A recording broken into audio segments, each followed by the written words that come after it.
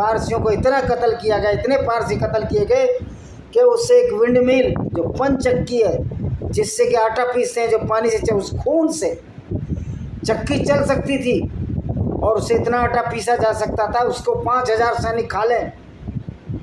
ये था पारसियों का उत्पीड़न। पारसियों को सने सने ईरान को छोड़ना पड़ा।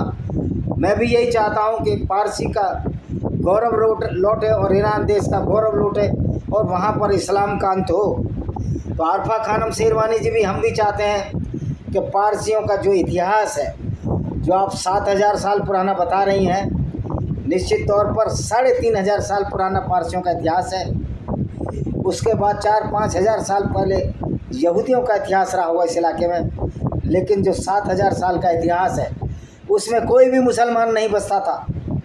जैसे ही इस्लाम आया, इस इस्लाम की गुंडागर्दी ने, इस्लाम की डिक्टेटरशिप ने पारसियों का समूल नाश कर दिया। न सिर्फ पारसी बल्कि यहूदी, ईसाई जो ईरान में मिलजुल कर रहते थे, और जिसमें पारसी साइरस और डेरियस के ज़माने में एक राज धर्म था, और पारसियों ने जिस यहूदियों को बचाया, यहूदियों का जो जेरूसलम में सेक्रेड मोमेंट है, टेंपल माउंट है, उसको भी बनवाने में मदद की।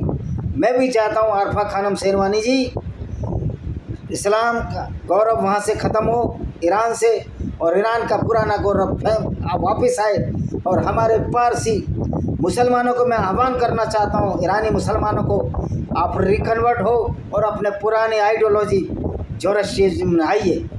I would like to appeal to all my Irani Muslim brethren, please come forward and give this Islamic ideology, which is very, very violent against the human values and unity, and remember in your mind that your forefathers were the Zoroastrians. When your forefathers were the Zoroastrians or the Parsi, you are the most sacred people of this world. But now when you are converted as Islam or as a Muslim, certainly your lives are in danger, because due to the Islamic ideology you propagate the hate against the non-Muslims and the United States of America. In the last, I would like to say, please my Iranian brothers, come forward and reconvert to your original faith, that is Zoroastrianism. Zoroastrianism. Thank you very much. See you.